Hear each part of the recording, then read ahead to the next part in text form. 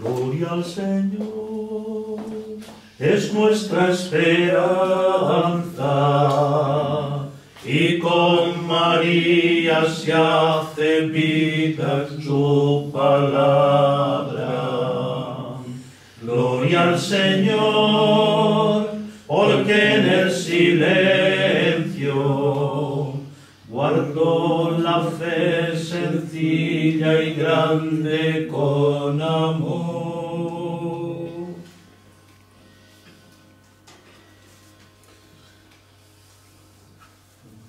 En el nombre del Padre, y del Hijo, y del Espíritu Santo. Amén. Bueno, pues buenas tardes. Buenas tardes. Vamos a comenzar esta pequeña motivación que de alguna manera tendrá su segunda parte en el Vía Crucis, que después compartiremos juntos.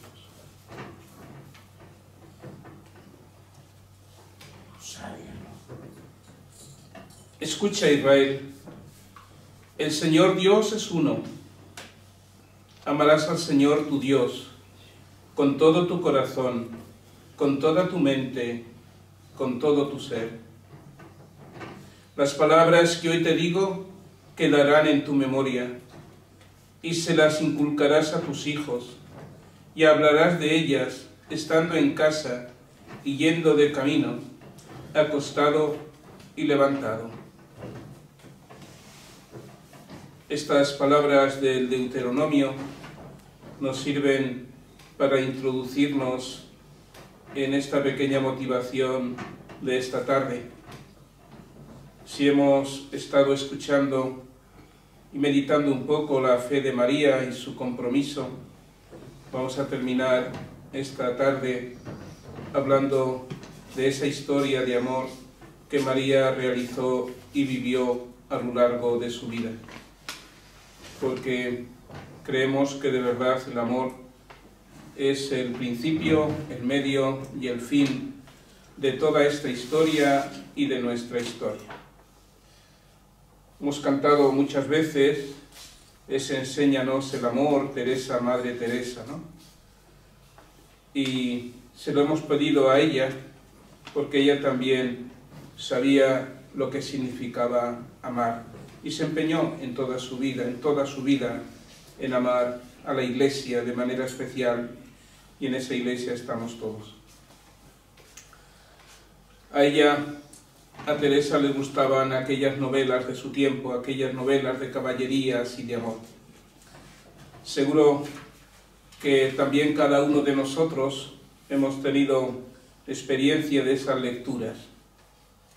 Hoy también en los kioscos y en los medios abundan muchas revistas que llamamos del corazón, que en definitiva son otro tipo de amor, que airean amores y estilos de vida que distan mucho de los amores comprometidos, duraderos y fieles. Pero todos llevamos de alguna manera un romántico dentro y vemos con cierto interés y leemos con cierto interés la vida de los demás. Pero la vida de María fue una auténtica historia de amor, pero de las de verdad. María la escribió a lo largo de su vida con puño siempre firme, una verdadera historia de amor. Sin duda tenía experiencia de esa otra gran historia de amor, que es la historia de la salvación. De alguna manera, la historia de la salvación es una historia de amor de Dios con cada uno de nosotros. Y en esa historia vamos descubriendo nuestras fidelidades e infidelidades, y sobre todo la fidelidad de un Dios que nunca falla. El amor de María es un amor con mayúsculas, un amor de los de verdad. Por eso podemos aprender de ella, aprender de su escuela, aprender de sus vivencias, aprender a amar. Y podemos aprender porque ella fue una de los nuestros, porque ella también vivió todo esto en las mismas circunstancias o parecidas que podemos vivirlas cada uno de nosotros. Un amor cocinado con acogida, con servicio con disponibilidad, con sufrimiento y con resurrección. Una de las personas que más nos pueden ayudar a encontrarnos con esta María real, la de carne y hueso, es sin duda Teresita del Niño Jesús. Su doctrina sobre la Virgen es bellísima y sobre todo muy cercana y aplicable a cada uno de nosotros. Ella, entre otras cosas, nos decía: «Cuánto me hubiera gustado ser sacerdote para predicar sobre la Santísima Virgen. Una sola vez habría bastado para decir todo lo que pienso de ella. Ante todo, hubiera hecho ver qué poco se conoce de su vida. Para que un sermón sobre la Virgen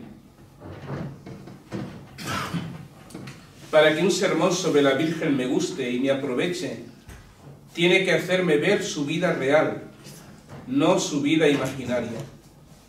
Y estoy segura de que su vida fue extremadamente sencilla. Nos la presentan inaccesible. Habría que presentarla imitable para hacer resaltar sus virtudes. Es decir, que ella vivía de fe igual que nosotros, probarlo por el Evangelio. Sabemos muy bien que la Santísima Virgen es la reina del cielo y de la tierra, pero es más madre que reina. Y no se debe decir que a causa de sus prerrogativas eclipsa la gloria de todos los santos, como el sol al amanecer hace que desaparezcan las estrellas». Me parece muy interesante lo que dice la pequeña gran Teresita: una vida real extremadamente sencilla, una fe a prueba como la nuestra, un amor acrisolado por tantas circunstancias, una madre antes que reina.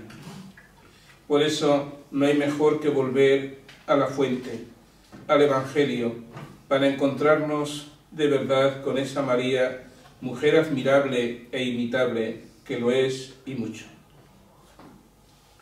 María es para el cristiano, y mucho más para nosotros carmelitas, un punto esencial de referencia que nos ayuda a vivir, a entender nuestra vocación. Si nosotros nos empeñamos por seguir a Jesús, no cabe duda que ella es la fiel seguidora, la sierva del Señor que nos puede iluminar el camino de esta vida. No en vano para nosotros no es solo madre, sino hermana, modelo y fiel protectora. De alguna manera, el carmelita, al hacer su profesión, se compromete a seguir a Cristo, amarle a Cristo, al estilo de la Virgen María. Somos familia mariana, somos hermanos bienaventurados de la Virgen del Monte Carmelo. Y más que un título que nos honra, es sobre todo un compromiso, una manera de ser, de vivir y de ejercer nuestro apostolado. Ella es nuestro modelo en la fe y en el amor, y nuestra fiel protectora. Podemos mirarla desde muchas perspectivas, y todas segura que nos sorprenden. De discípula, de sierva, de madre, en todas ellas su nota es sobresaliente. María es la primer discípula de Jesús. De hecho, fue la primera que fue llamada, porque supo encarnar como nadie desde el principio la buena noticia. Y si los religiosos somos llamados al seguimiento radical de Jesucristo, ella fue también llamada a dar a Jesucristo y hacer de Él el centro de su vida. La primera discípula, porque fue la primera que dijo sí, sin condiciones, y dejó todo, y como cantamos, también dejó tierra y casa por seguir aquella aventura. Ya sabemos que esa aventura, y en las aventuras, no todo está cualificado, siempre hay sorpresas. Ella se adelanta a nuestra consagración para ser el modelo de nuestra pobreza, el modelo de nuestra virginidad y el modelo de nuestra obediencia. Ella, la Madre, supo vivir el voto de obediencia, porque un día dijo al Señor: hágase tu voluntad, aquí está la esclava del Señor. Obedecer a Dios es poner su voluntad por encima de la nuestra y buscarla. Obedecer es poner en el centro de mi vida no mis planes, sino descubrir y asumir los planes de Dios. Obedecer es amar. ¿Cuántas veces lo hemos escuchado? Porque cuando se ama, se busca el bien del otro antes que el mío propio. María, en su realidad, se olvida de sí para abrir su corazón y su voluntad a Dios. Mi barco tiene un timonel y juntos navegamos por anchos mares, pero cuando llegan las tormentas me fío de él, porque él sabe de barcos. Podríamos decir que María sabe de obediencia y de amor, por eso nos fiamos de ella y queremos imitarla. María supo vivir su virginidad. Virgen y madre, cuántos ríos de tinta escritos sobre esta característica. Su virginidad no la cerró en un amor egoísta a su hijo o a José, sino que su virginidad la abrió siempre al sentir y a la necesidad de los demás, siempre dispuesta al compartir, constituyéndose desde el principio como madre, atenta a las necesidades de los demás y presente en todos los momentos de la vida de Jesús, así como manteniendo con su fe y esperanza la primera comunidad. Su virginidad la hizo transparente y madre.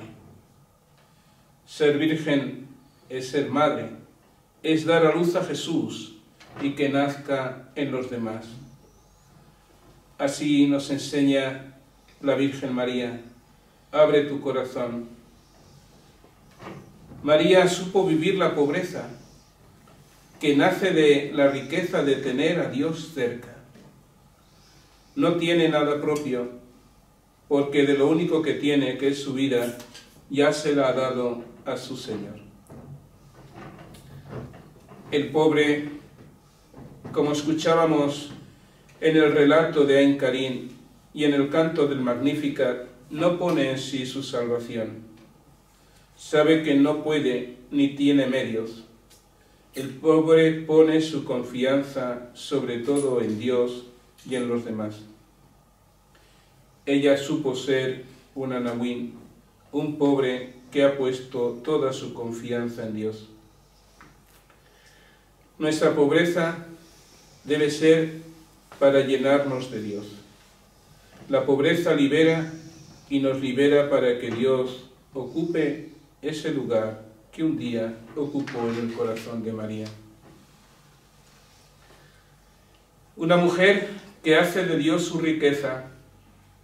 Ese cántico del Magnificat expone su convicción y sobre todo su experiencia de que Dios siempre cumple, y esa promesa que hizo de salvación la hace realidad en sus hijos. Desde este punto de vista, María se convierte en un modelo para cada uno de nosotros. María la disponible, María la llena de amor, María la llena de Dios. En la vida de María no hay improvisación. En la vida espiritual pronto descubrimos que tampoco hay improvisación. Descubrimos, cuando nos buceamos en nuestro interior, descubrimos la verdad de cada uno. Así como en Teresa nos lo dice: en la oración descubría mi verdad y por eso a veces la asustaba. Y entonces descubrimos que tenemos o no tenemos, que avanzamos o retrocedemos. Ella canta un Dios que hizo en mí maravillas, pero no es menos verdad que ella posibilitó que Dios hiciera en ella esas maravillas. Esas maravillas que sin duda quiere hacer también en cada uno de nosotros, pero quizá nosotros ni nos abandonamos ni le dejamos al que Él las obre. Su vida así es una historia de amor verdadero, de amor del bueno, un amor que todo lo puede, que todo lo supera, un amor que su Hijo nos dirá, quien su Hijo descubrió cómo era el amor de Dios. Y el amor de María comienza con un gran vacío. Quien hace el camino de Santiago lleva lo imprescindible, porque sabe que lo demás no es importante. En la vida tenemos cosas necesarias, cosas imprescindibles.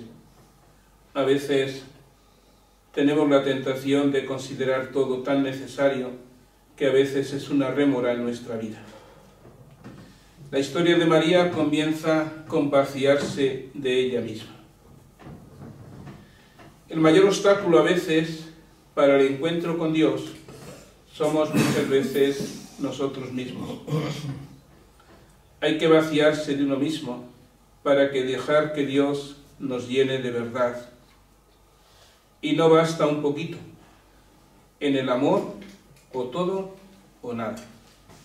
Las medias tintas, los amores de verano, los amores con condiciones, los amores con letra pequeña del por si acaso, no valen, porque al final no nos llenan.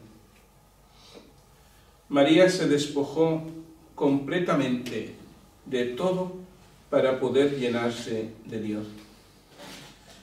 Porque quien se llena de sí mismo no puede entender lo que esto significa. Y quien se llena de sí mismo impide que su vida se llene de Dios. Cuando uno se preocupa, como dice el Evangelio, de ganar su vida, es cuando se empieza a reservar, a cuidarse en exceso, ese cuidarse que es olvidar a los demás. Y entonces es cuando uno la pierde. Y en la paradoja es que cuando uno la entrega, al final es cuando la tiene y cuando la gana. Y esto no solamente pasa en la vida consagrada, sino también en el resto de las vocaciones. Un gran vacío que también en nuestro tiempo se explica también de otras maneras. Muchos se llenan de tantas cosas que no necesitan a Dios. Esta quizá sea una de los paradigmas de nuestra sociedad en este mundo. ¿Para qué necesitamos a Dios? Lo que necesito lo tengo cubierto y lo puedo ganar, tener o comprar. En definitiva, uno se llena de uno mismo y no deja que ni por una pequeña rendija entre el rayo de sol de Dios. María amó y pudo amar porque se vació de sí, de sus proyectos y de sus ilusiones. Se vació de lo que tenía y de lo que podía tener, como un día nos enseñaron en el noviciado, porque siempre estuvo pendiente de los demás y no de sí. Al final, vaciarse de uno mismo significa dejar que los demás entren en mi vida. María se vació de sí misma porque entendió que para llenarse de Dios tenía que hacerlo así. Y empezó a vivir lo que Jesús después nos irá comunicando. El Evangelio nos hablará muchas veces de esta realidad. No es fácil entender esta dinámica y mucho menos vivirla, porque parece que vaciarse de uno mismo es dejar algo muy importante y recuperable. Pensamos que así nos perdemos, pensamos que quizá seremos menos felices. Es una dinámica que a veces nos cuesta entender. Sin embargo, tantos santos y en tantas personas lo tenemos reflejado. ¿Cuántas personas hemos visto de cerca y de lejos? Y en esos pequeños o grandes santos de la puerta de al lado, como nos dice Francisco, que encarnan estas realidades y que nos descubren esa grandeza de vaciarse de uno mismo para encontrarse con Dios. Es otra dinámica, es otra forma de entender la vida, que solo se experimenta cuando uno la lleva a cabo. Esto nos lo recuerda también el Papa Francisco. La mundanidad espiritual impulsa a hacer todo por amor propio, por intereses personales. Y esa mundanidad, entre comillas, también nos puede afectar a nosotros como hijos que somos de este tiempo. María supo vaciarse para abrir después de par en par las puertas de su vida y para que Dios entrara en ella y para que, entrando Dios, entraran después toda la humanidad. Se vació y pudo amar porque entendió que eso era lo importante en la vida, que más importante era Dios que su proyecto, que más importante era lo que le pedía que aquello que ella deseaba. Pudo amar porque supo estar atenta a la escucha de la palabra de Dios, esa palabra que la venía desde muchos lugares, de esos acontecimientos que estaba viviendo, de ese evangelio que aún sin escribir todavía ella estaba haciendo realidad. Y lo que no entendía lo guardaba para meditarlo en su corazón. Pudo amar, y esa historia de amor, porque vivió llena de confianza en un Dios que nunca defrauda, que quizás se pasan noches de dificultad, que quizás como ella no entendía lo de Belén ni otras cosas, pero la confianza es eso. Cuando yo no entiendo, sigo confiando. Confió y supo amar a José, y su amor se volvió fecundo. Supo vivir con él una historia sin saber cómo, porque ya se sabían que eran los dos plenamente de Dios. Sin vaciarse, difícilmente uno se llena de Dios. La taza sirve solo cuando está vacía. Si está llena, no sirve para nada. Solo si está vacía, tiene capacidad de llenarse, nos dice Jorge Bucay. Vaciarse de proyectos, vaciarse de gustos, vaciarse de mi voluntad, de lo que me gusta, y hacer lugar en nuestro interior para lo realmente importante, para Dios, para los demás, elevando siempre la mirada a las necesidades de los otros. Es preciso vaciarse antes de todo de lo superfluo e innecesario, porque eso nos quita energías, nos da preocupaciones y las metas no se consiguen. Cada uno seguramente en vuestras vidas tenéis experiencia de lo que significa vaciarse. Y de alguna manera en este tiempo de sinodalidad que estamos viviendo y que se nos está pidiendo estar atentos, al final para nosotros la sinodalidad tiene mucho que ver con el vaciarnos de ciertas maneras de ver las cosas, de ciertos gustos, de ciertas formas y abrirnos a otra realidad nueva. Sin vaciarnos de mis no pueden entrar los tus. También seguramente tenéis experiencia de que vaciarse se va aprendiendo en el camino y que uno lo va aprendiendo poco a poco y que al principio eran realidades que nos quedaban lejanas. Al final uno encuentra, sobre todo en contacto con la gente, que es necesario vaciarse para que puedan entrar también los demás. Nunca debe verse este vaciarse de uno mismo como una renuncia, porque lo importante no es la renuncia, sino lo importante es lo que recibimos después. No es que lo dejamos. Cuando uno compra un billete de lotería y le toca unos cuantos millones, no se acuerda nunca de lo que le costó el billete de lotería. Lo importante es lo que ha ganado, no lo que ha invertido. Vaciándonos y vaciémonos es una de nuestras pequeñas o grandes misiones, porque sólo así encontraremos ese tesoro que andamos buscando, que ese tesoro es Dios.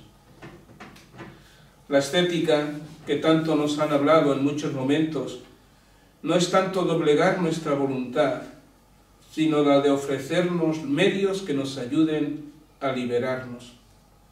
La ascética nos libera de nosotros mismos, vacía nuestro interior y hace capaz para que Dios pueda morar después en ella. María supo vaciarse a lo largo de su vida. Supo soltar todo aquello que no era esencial en su vida, y así Dios pudo ocupar plenamente su corazón y hacer en ella grandes maravillas. Al vaciarnos de nosotros, hacemos hueco para que Dios pueda llenarnos. Si el pozo está lleno de maleza y de cacharros, no podemos sacar el agua, que por otra parte ya estará sucia. La historia del amor de María es esa historia de las que terminan bien.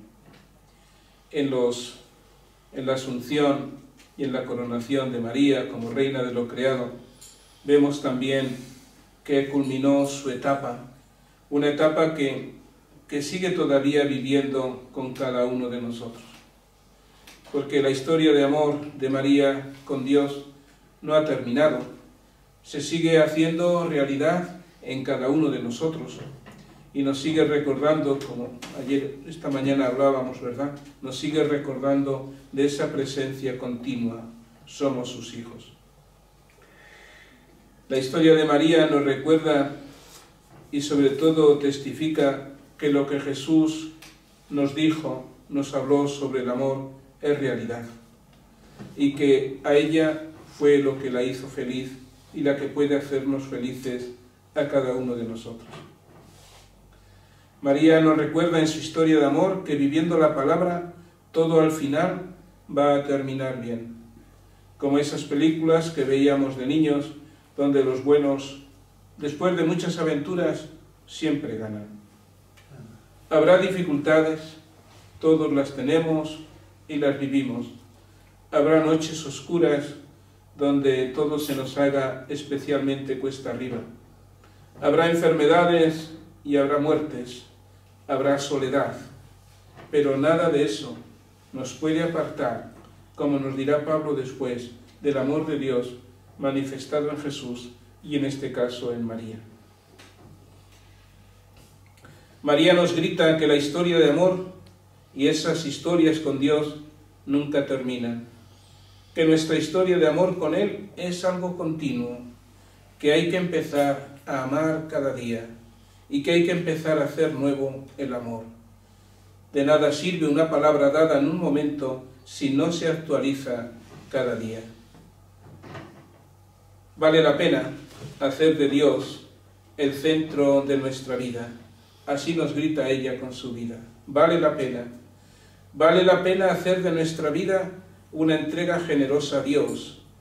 Y allí donde la vida, o como decimos nosotros, donde la obediencia nos lleve. Vale la pena apostar con ello. Vale la pena. Con María y de su mano estamos llamados a escuchar de nuevo allí donde empezamos estas charlas, en el principio, cuando allá en la Anunciación el ángel la dice: alégrate María, estoy contigo, yo cuento contigo, nada imposible para mí. Y entonces solamente nos queda una palabra que decirle, aquella que le dijo María: aquí estoy, Señor, hágase tu voluntad.